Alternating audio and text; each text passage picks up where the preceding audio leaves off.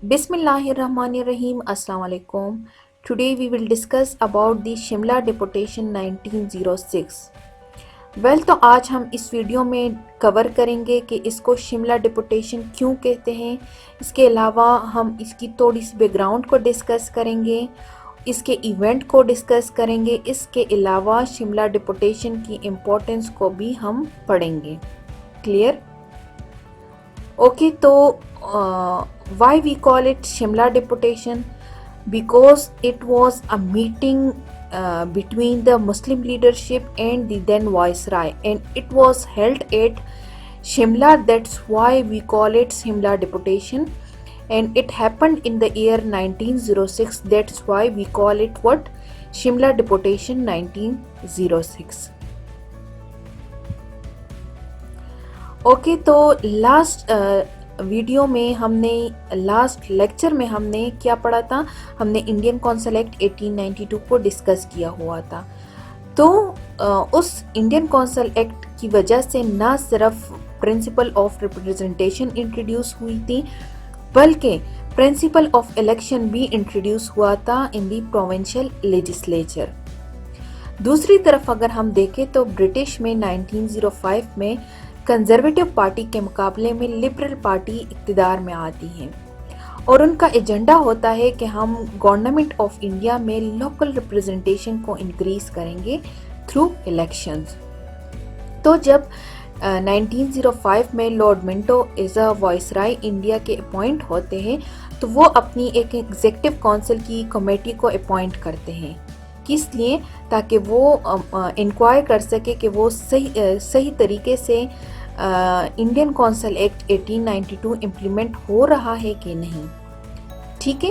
اس کے علاوہ further constitutional reforms کے بارے میں بھی انہوں نے تجاویز دینے تھے. تو اب ڈسکس کرتے ہیں کہ مسلم لیڈرشپ کس طرح اس ٹائم کے جو وائسرائے تھے مینز لارڈ منٹو کو اپروچ کرتے ہیں, ان کے ساتھ میٹنگ ارینج کرتے ہیں. تو اس حوالے سے محسن الملک بہت زیادہ افیکٹو رول پلے کرتے ہیں.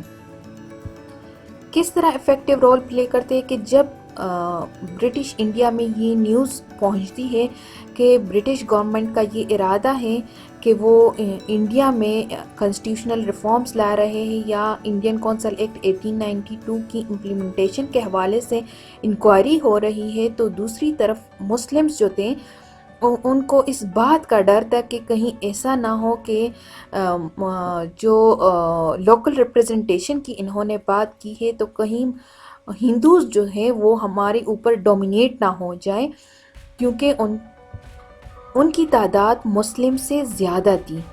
تو اس حوالے سے کیا ہوتا ہے کہ جب یہ نیوز ان تک پہنچتی ہے تو کوئکلی محسن الملک کیا کرتے ہیں, وہ باقی جو لیڈرز ہوتے ہیں مسلم لیڈرز ان کو امیجیٹلی کانٹیکٹ کرتے ہیں, اور اس حوالے سے علی گڑھ میں ایک میٹنگ ارینج ہوتی ہے فار دی کنسلٹیشن. ٹھیک ہے. اس میٹنگ میں کیا ڈیسائیڈ ہو جاتا ہے؟ اس میٹنگ میں یہ ڈیسائیڈ ہو جاتا ہے کہ ہم وائسرائے کو اپروچ کریں گے. تو اس حوالے سے محسن الملک کیا کرتے ہیں, وہ آرچبالڈ کو خط لکھتے ہیں. آرچبالڈ اس ٹائم جو تھے MAO college Mohammedan Anglo oriental college کے پرنسپل تھے. یہ ایک برٹش ریپرزینٹیٹیو تھا. تو اس کو اس کے ہیلپ مانگتے ہیں. تو آرچبالڈ جو ہوتے ہیں وہ اپنی ریفرنسز کو یوز کرتے ہوئے کیا کرتے ہیں, جو لارڈ منٹو ہوتے ہیں ان کے پرائیویٹ سیکرٹری تک پہنچتے ہیں اور ان کے ساتھ کانٹیکٹ کرتے ہیں. دین الٹیمیٹلی لارڈ منٹو جو ہوتے ہیں وہ مسلم لیڈرز کے ساتھ میٹنگ کے لیے ایگریڈ ہو جاتے ہیں اور ان کی جو ریکویسٹ ہوتی ہیں ان کو ایکسیپٹ کر لیتے ہیں. اس کے بعد کیا ہوتا ہے کہ محسن الملک ایک لیٹر ڈرافٹ کرتے ہیں اور اس کو ڈفرینٹ آرگنائزیشنز اور لیڈرز کو سگنیچر کے لیے بھیجتے ہیں. وہ ڈرافٹ کس کے بارے میں تھی؟ وہ مسلمانوں کے ان مطالبات, ان ڈیمانڈز کے بارے میں تھی. اور کیا ہوتا ہے کہ with in a short period of time اس پر تقریباً مور دین 1100 سگنیچر حاصل ہو جاتے ہیں. ڈفرینٹ لیڈرز اور آرگنائزیشن اس کو سائن کر لیتے ہیں اور اس ڈرافٹ کو جو وائسرائے کے سیکرٹری ہوتے ہیں مسٹر ڈنلپ اسمتھ ان کو سبمٹ کراتے ہیں.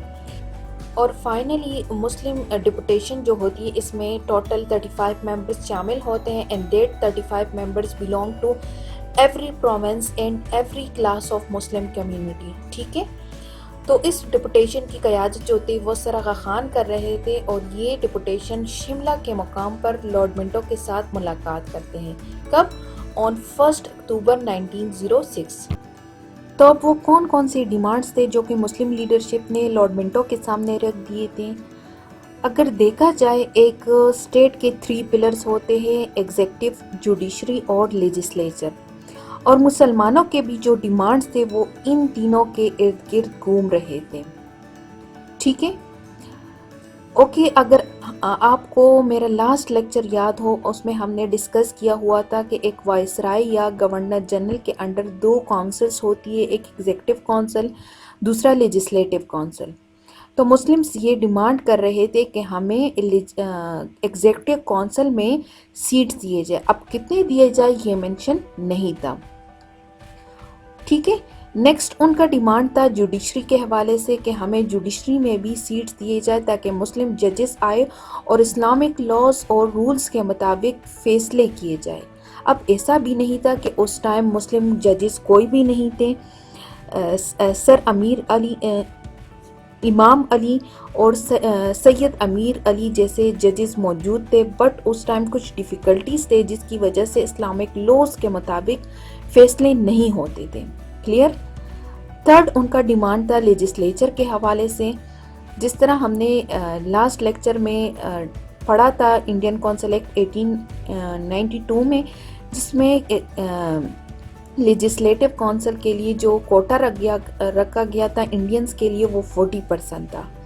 تو مسلمز ڈیمانڈ کر رہے تھے کہ ہمیں ان 40% کوٹے میں سے ہمیں ہماری پاپولیشن کے اسٹرینتھ کے حساب سے سیٹس دیے جائیں. ان کے علاوہ مسلمانوں کے کچھ اور ڈیمانڈز بھی تھے کہ ہمیں ہمارے رائٹس دیے جائیں، ان کا تحفظ دیا جائے، ہمیں امپلائمنٹس اور جابس دیے جائیں، ہمیں یونیورسٹیز بنانے کی پرمیشن دی جائے. اس کے علاوہ the most important and the pin point demand was that کہ وہ بہت زیادہ زور دے رہے تھے سیپریٹ الیکٹوریٹ پر، کہ ہمیں سیپریٹ الیکٹوریٹ کا حق دیا جائے. تو یہ تمام ڈیمانڈز تھے مسلم لیڈرشپ کے، اور یہ ڈیمانڈز وہ لارڈ منٹو کے سامنے رکھتے ہیں. اب چونکہ پہلے بھی میں بتا چکی ہوں کہ جو گورنر جنرل یا وائسرائے ہوتا ہے ان کے پاس ڈیسیجن میکنگ کی پاور نہیں ہوتی. ڈیسیجن میکنگ کی پاور کس کے پاس ہوتی ہے؟ وہ برٹش پارلیمنٹ کے پاس ہوتی تھی. تو لارڈ منٹو ان کا سمپیتھیٹکلی اور انکریجنگلی رپلائی دیتا ہے، رسپانس دیتا ہے کہ آپ کی ڈیمانڈز بالکل بجا ہیں، ٹھیک ہیں، بٹ یہ ڈیمانڈز آپ کے پورے ہونے والے نہیں ہیں. کیوں پورے ہونے والے نہیں ہیں؟ کیونکہ ایسے آپ کے ڈیمانڈز اس وجہ سے پورے نہیں ہوں گے کیونکہ آپ کا کوئی پراپر چینل، کوئی پلیٹ فارم ہی نہیں ہے. تو لارڈ منٹو ان کو کیا ایک پولیٹیکل پارٹی بنانے کی سجیشن دیتے ہیں کہ اگر آپ اس چینل کے تھرو آئیں گے تو میں آپ کے ڈیمانڈز پھر کیا کروں گا، سیکریٹری آف اسٹیٹ تک پہنچاؤں گا، اور سیکریٹری آف اسٹیٹ اس کو برٹش پارلیمنٹ تک پہنچا دے گا. Now, what is the importance of Shimla deputation? The Shimla deputation proved to be a turning point in the history of the subcontinent. کیونکہ سر سید احمد خان نے جو efforts لگائے تھے، جو اٹیمپٹس کیے ہوئے تھے to restore the relationship between the Muslims and British, تو اس شملہ ڈپوٹیشن کی کامیابی کے بعد وہ اچیو ہو جاتے ہیں. اور اس شملہ ڈپوٹیشن کے بعد یوں لگ رہا تھا کہ now the British were prepared to work with Muslims and even to make concession with them. تو یہ ایک بہت اچھی بات تھی، ایک پلس پوائنٹ تھی مسلمس کے لیے. اس کے علاوہ شملہ ڈپوٹیشن کے بعد مسلمانوں میں پولیٹیکل اویکننگ پیدا ہو جاتی ہے، پولیٹیکل کانشیسنیس پیدا ہو جاتی ہے، اور ان کو محسوس ہوتا ہے کہ اب یہی وقت ہے آگے آنے کا اور اپنے آپ کو پولیٹیکل میدان میں ظاہر کرنے کا، اپنے مفادات کے تحفظ کرنے کا.